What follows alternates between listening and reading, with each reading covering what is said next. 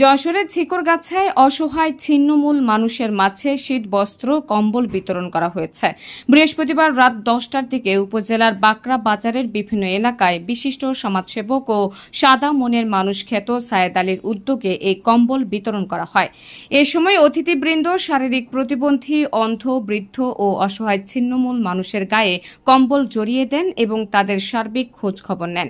বিশিষ্ট সমাজসেবক ও সাদা মনের মানুষ খ্যাত সায়েদ আলী বলেন, প্রচণ্ড শীত পড়েছে। সাধারণ মানুষ এই শীতে অনেকটা বিপর্যস্ত, বিশেষ করে ছিন্নমূল মানুষ। তারা যেন শীত থেকে পরিত্রাণ পেতে পারে, এজন্য আমাদের এই প্রচেষ্টা। এছাড়াও শারীরিক প্রতিবন্ধী, অন্ধ, নিম্ন আয়ের সাধারণ মানুষের মধ্যে কম্বল বিতরণ অব্যাহত থাকবে।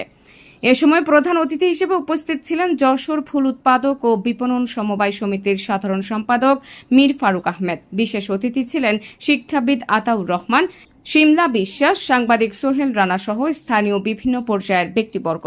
নাহার নিশি, সিএন বাংলা, ডেস্ক রিপোর্ট।